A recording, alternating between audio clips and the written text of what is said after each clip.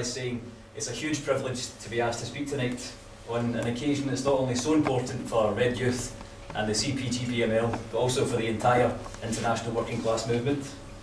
I'm also extremely grateful to be speaking alongside such distinguished and inspirational comrades, so thank you for this opportunity.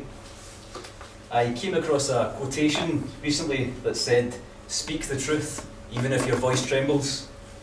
Well, I must confess, this is my first presentation, hence the cards, so please excuse me if my voice, hands and knees tremble, but I do intend to speak honestly and truthfully. So I won't take up too much of your time, comrades, but I'd like to share some of my experiences in the youth movement, and also touch upon the recent youth uprisings that happened in London and elsewhere, and the lessons I think we can take from them. Though first I'd like to consider why the October Revolution, an event that happened 94 years ago in a land and era that seems so far removed from our own here in Britain, is still relevant to my generation, a generation, some say, of consumerism, individualism, iPads and X Factor. Do we have some sort of obscure interest in military history? Is it a fascination with mysterious Russia and her land and peoples? Or perhaps it's because the October Revolution of 1917 provided the first and enduring example that the working class, organised and armed with the correct theory and tactics, can overthrow centuries of oppression, uproot imperialism, and start to build a society that puts the needs of the masses before the selfish private wealth of the few.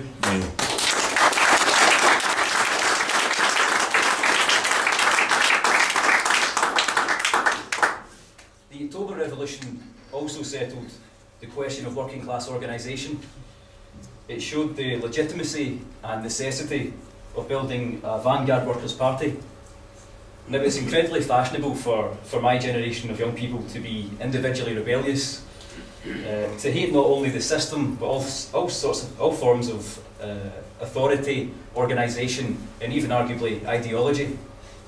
But history has shown that the Workers' Party, where experiences of theory and practice are shared, sharpened and directed towards the oppressor, is the only real vehicle of collective emancipation.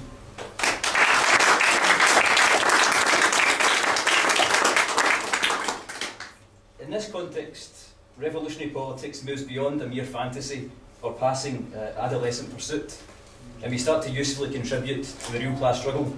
And I think my own experiences are a good demonstration of this. I spent my teenage years calling myself a communist, but without doing any real study or practical work whatsoever. I called myself a Marxist, but because of my ignorance I believed the slander of the Soviets, and in general politics became some sort of a label and an expression of teenage identity and anger. But contrast this with less than 18 months in the party, my understanding of society and oppression has improved immeasurably. I'm engaged with people in the streets in a real way, and I'm travelling and meeting genuine activists from across Britain, Europe and the rest of the world. And this is the beauty of moving away from useless individual anger and towards the real political movement. That of course doesn't mean it's an easy ride. Our views are not popular, even among the so-called left wing of Britain. And exactly. And being an activist in a relatively small city like Glasgow, I see the same people over and over, and I'm often asked, how can you be a communist? And sometimes bizarrely instructed, you should be a socialist. It's not simply a confusion of terminology. Because social democracy has led or misled our movement for so long, deliberately starving the youth, especially, of a Marxist education and understand of our working class history, socialism for many has become something you don't really need to define, and has become blurred with naive liberal fantasies, easily controlled by the bourgeoisie within our ranks, and it's quite a logical racket for them.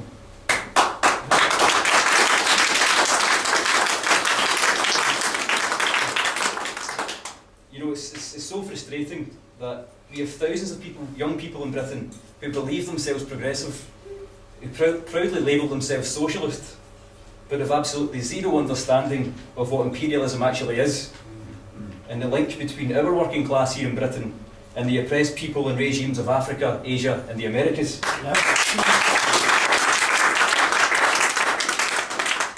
have absolutely zero understanding of what the dictatorship of the bourgeoisie is, the link between the rich man's state, the rich man's army, and the rich man's media. And as such, despite having great intentions, in times of conflict are easily swayed by the more plausible bourgeois media accounts and into a position of neutrality. This stands them against their own working class interests, the interests of the globally oppressed, and therefore unwittingly into the side of imperialism. It's a frustrating, tragic, and quite a perverse product of social democracy, and I'm very proud that we are in the fight against this, comrades.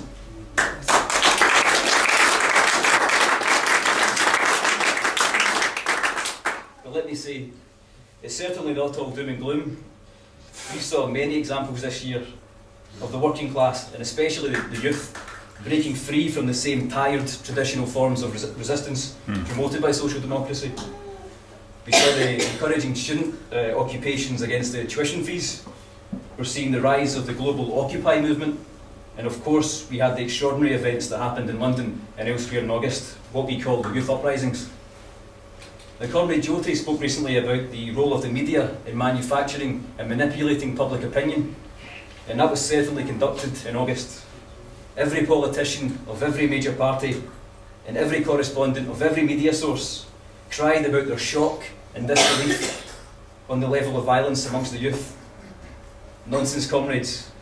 The ruling class love us being violent. They're perfectly happy when we're stabbing and shooting each other in our abandoned drug-infested estates. Even better when we join their police force to brutalise our citizens and protect their private property. And better still, the ultimate delight, when we enlist in their armies and fight on their behalf to steal and do the real looting of resources from the developing world, killing millions of our fellow workers in the process.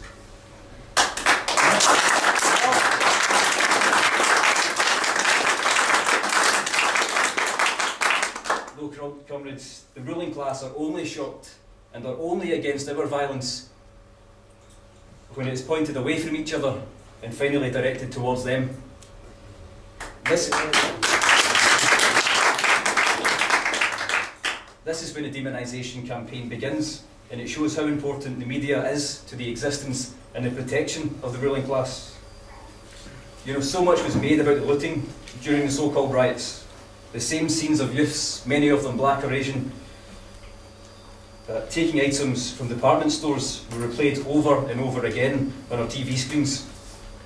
This was done to paralyse the masses with fear, with huge racist undertones, and to misdirect public support back towards the state. But we know the looting was a side issue, but even then, what do they expect when we live in such a paradoxical society? On one hand, our lives are dominated by consumerism and consumption. Our TV screens are bombarded with endless advertisements and hideous reality TV shows where the rich and vulgar dominate. On the other hand, reality, the majority of the youth are denied access and participation to this fantasy world. And they're even denied access to what most sensible people would call basic human rights: a decent job, a decent home, and decent schooling. As young people, our self-esteem is linked to the possession of these fancy, desirable, but ultimately unattainable items, whilst their absence breeds feelings of anger and failure among the working class youth. This is compounded again and again for minority youth and for those of different religions or abilities, as they face multiple oppressions.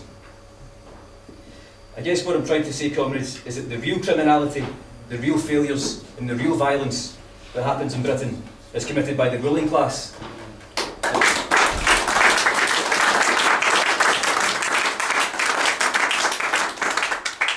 And the actions of the youth were an understandable and predictable response to this oppression. It's an important distinction to make between the violence of the ruling class and the response of the working class.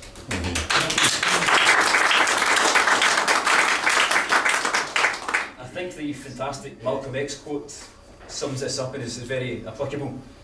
If you're not careful, the newspapers will have you hating the people who are being oppressed and loving the people who are doing the oppressing. And in Britain, are we living with media-induced Stockholm syndrome? To summarise, the youth uprisings were perhaps not the most sophisticated expression of political consciousness, and no one claims they were. but they did demonstrate that a whole mass of people are justifiably angry with the state and willing to violently challenge it. The working class youth in August have already achieved what so many of our so-called leading Marxists have not. They've recognised that no main political party, and especially not the Labour Party, can represent them.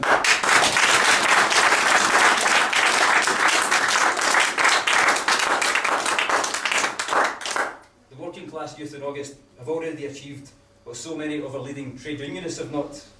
They've recognised that no amount of peaceful marching and banner waving is going to make a damn bit of difference in the long run.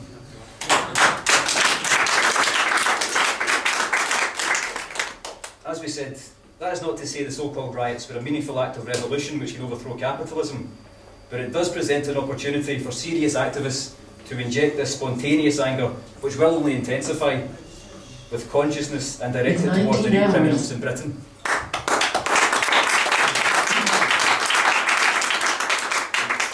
I believe that Red Youth, armed with Marxism-Leninism, the only successful path to revolution, is a vehicle for this. You know, there are so many calls for left unity within our movement, and that's what I've experienced in the youth movement as well. And it sounds so rational and positive. But we first got to ask, unity with whom? Disingenuous calls for unity are often made by traitors, seeking to blunt our revolutionary character and herd us back into the reformist agenda.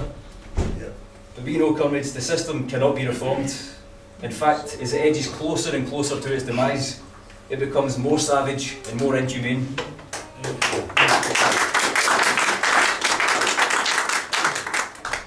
The political agenda since the youth uprisings has not been one of reform or concession. It's been one of criminalisation and utter humiliation. We saw young single mothers being tossed out of their homes because they apparently accepted stolen goods. We saw kids thrown in jail for chatting on Facebook, 4 years, and their appeals have been rejected.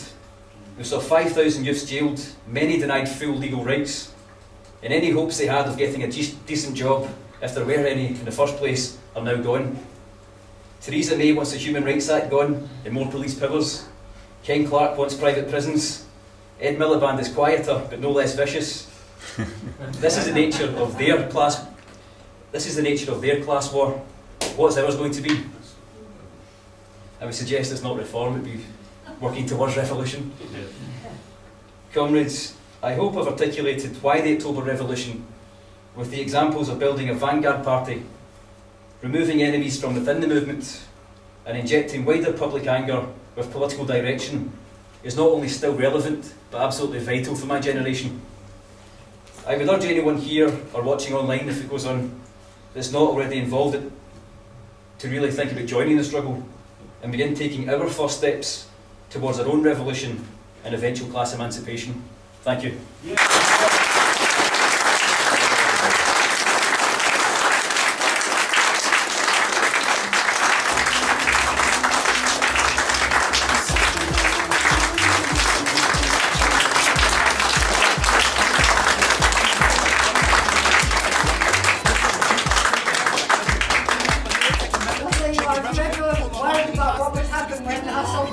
Dropped off our perches, you can see that we will leave the revolution in good hands.